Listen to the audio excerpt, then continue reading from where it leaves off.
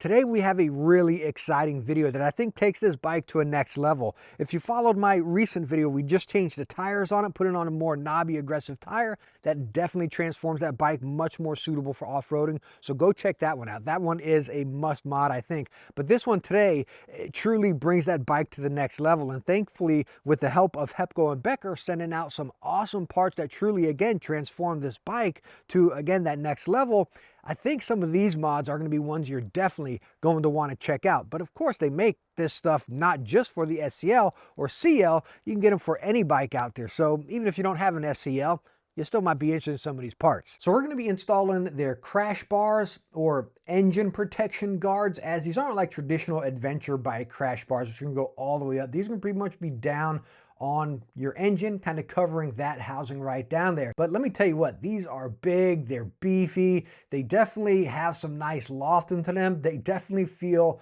premium for sure. Yes, they are going to add some weight, nothing excessive by any means, but of course, putting any crash bars or protection on your bike, you're going to notice a little bit of weight from them. But again, these aren't too bad. And as far as installation, very, very simple and straightforward. Nothing was hard, confusing, or anything. All the holes lined up. It just went absolutely butter smooth installing these crash bars. Super simple job. Now, one tip I would like to give you for installing crash bars, as I've installed many on many bikes previously, is install everything and leave everything incredibly loose. Then get everything lined up, fit it on, get your front connector connected and all that, and then have everything kind of hand tightened after that so everything's slightly snug. Then make sure everything's lined up and nice and in position, and then truly just torque everything down so it fits perfect and you don't have anything really flexing in there to hold in its position. And next up, we're going to be taking a look at the headlight grille they have for the SCL500. This thing is really nice and robust,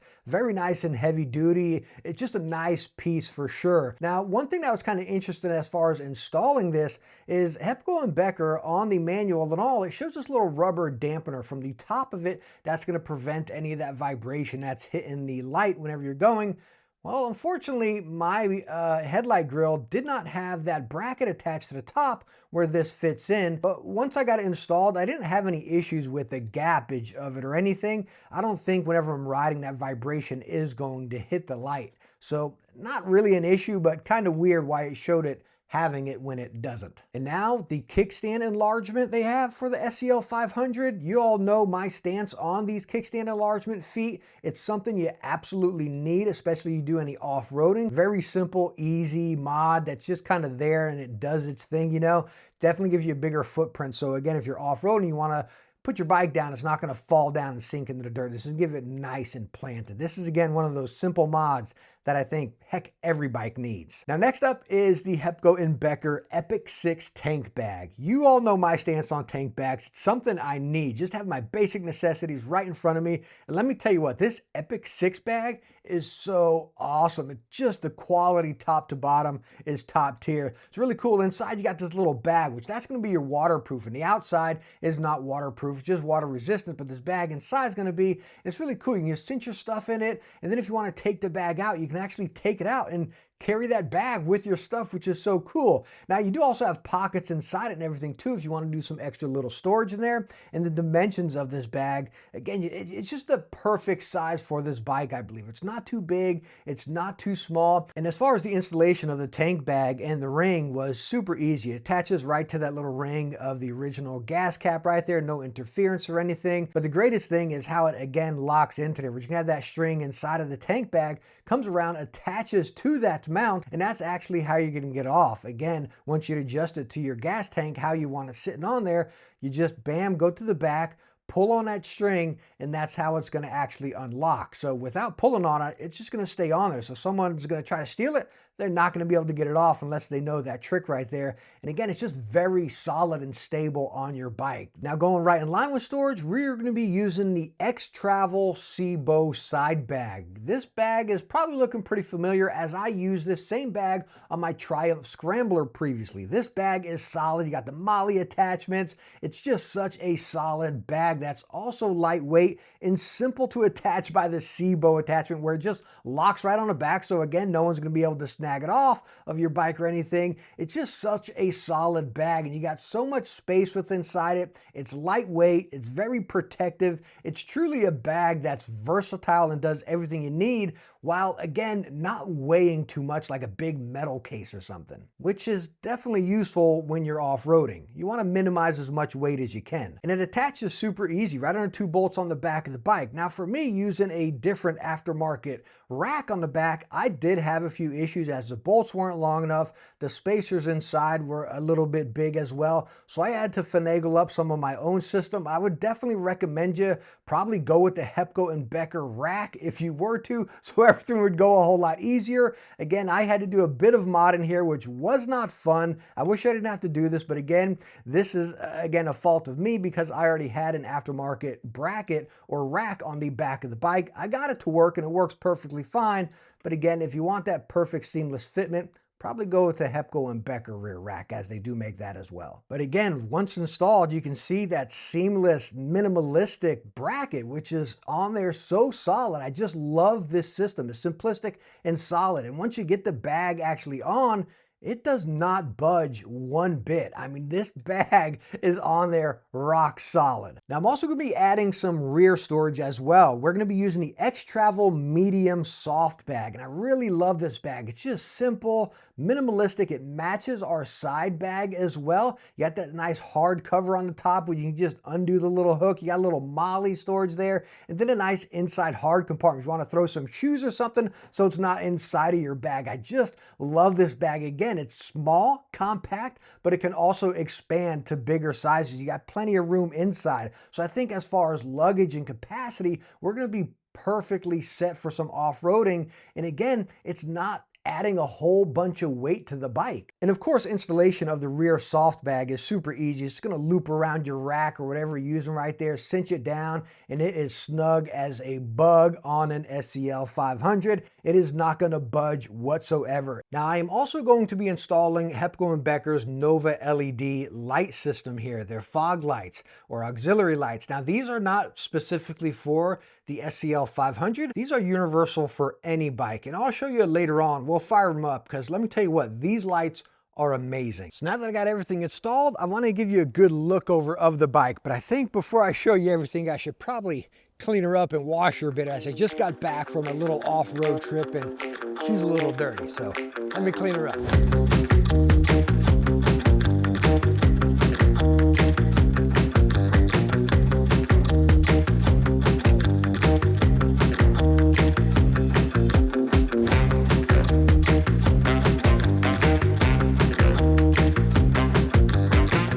Now that I got it all washed up, let me give you a tour of all the Hepco Becker accessories we fitted on my SCL500. And I got to start with the crash bars here. Again, as I mentioned, these things are super solid. I have the fog lights, again, mounted up here, right by the radiator. Nothing's touching anything, and I'll show you these on later.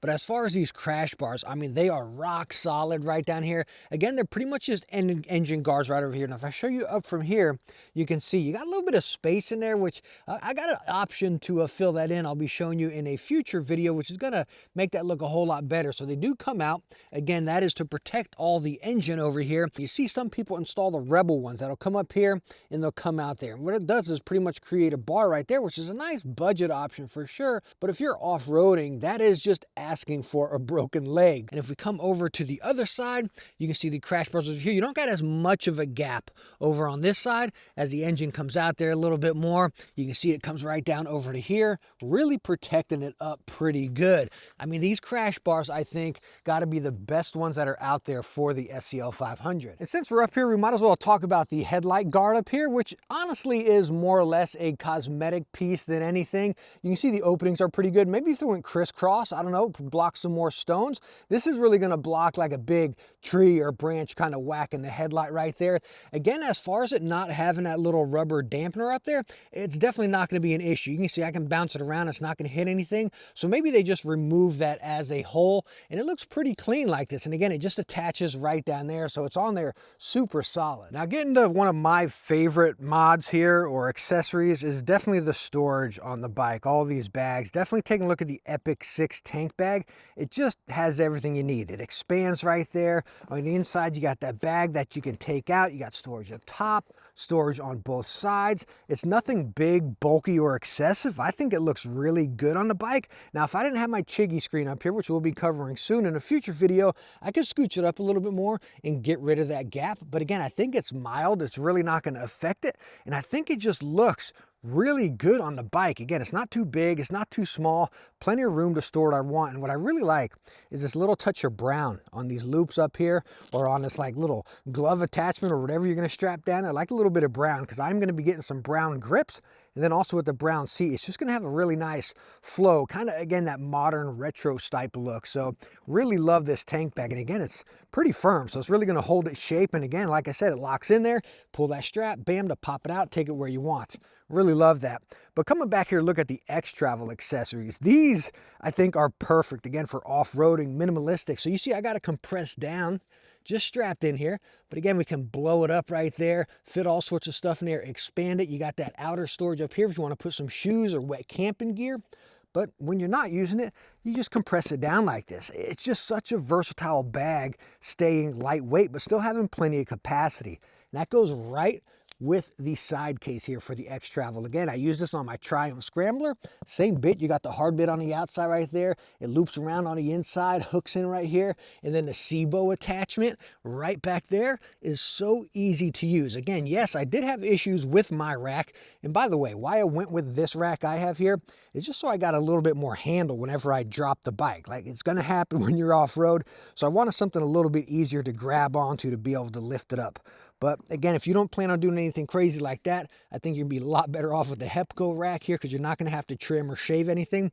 Even though I got it to work and it's perfectly fine right now, but again, it'll just make life easier for you. But again, I can pull the bike over on this. This is how snug that is on there. I mean, I just love the luggage. And of course, the kickstand foot right here. This is one that, again, is needed. You can see it digging into the ground. Like, just imagine if we didn't have the big platform there, that whole kickstand would have dug into the ground. So, I mean, I use these on my 300L Rally, Africa Twin, every bike I use these on. This is something you need. Heck, even if you're not off-road, it's a good peace of mind just to have something like this. They don't break the bank. And again, you can just see it working already. This is a must. Now, I want to talk about these fog lights here. And number one, I love the small profile. So if we go to each side, again, you barely see them over there. I really love them. And wait till you see them turned on. They are so bright and super cool features within them. But I got them mounted right on the bars here, which if you don't have crash bars, you can probably still mount them right up here if you wanted. But again, this just worked out perfect. I tucked them in, and why I put them up here is so, again, when I go down, or if the bike goes down, it's not going to really fall onto the lights, which if I put it down here, that's what would happen. So here, it's kind of tucked in, and it's still going to fall on the bars rather than just the lights. And then I routed all of my wires, bam, right up in there, tucked them down, and then right into the battery bit. But what I really love about these lights is the control. So the bike is off, you can see the lights are off, but I can't turn the lights on right there. So I actually have to turn the bike on. I forget if I actually have it fired up. Let's go and fire it up. But now I have this control up here. And I'm gonna go ahead, the bike's gotta be on for, I think it's like 13 seconds or something like that. So I can hold the button down, and you'll see, bam, now they turned on. But you can press it again, and it turns blue, and it's like a high beam. So you got like a regular type of light that's gonna be more angled towards the ground. Press it again, bam, it goes high beam. And I'm gonna show you in the dark here as well, so you can see the difference of the high beams and the low beams with these fog lights. It's just amazing how these little lights light up so much. It's unbelievable, and seriously, it is so amazing in how good they actually work by lighting them up. Again, giving you that high beam option and low beam option. Heck, for any bike, these things should go on it. Now, there is one thing I don't like about these fog lights, and that is that little cover over them right there. Not necessarily the styling. I think the styling looks fine, but the coloring is almost like that brushed gunmetal bluish type color, which is kind of throwing off my black vibe I got going here. So I'm probably gonna pop these off and just paint them like a matte black or something.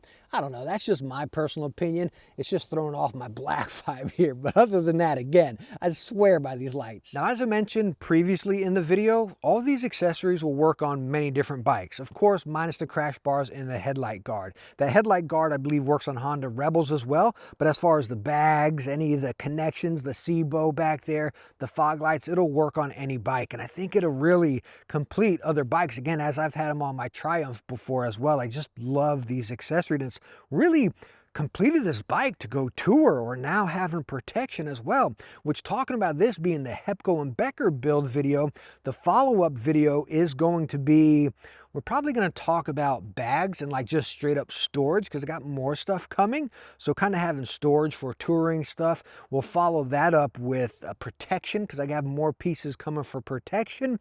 And then I'm also in the works on that suspension and then the exhaust. So we got quite a few more videos coming here. This is our second one, and I hope you're enjoying this series so far. I hope it's helpful for you. And if it is, please hit that thumbs up. Don't forget to subscribe, because again, we got a lot of good content coming here. Hope to see you around. Bye now.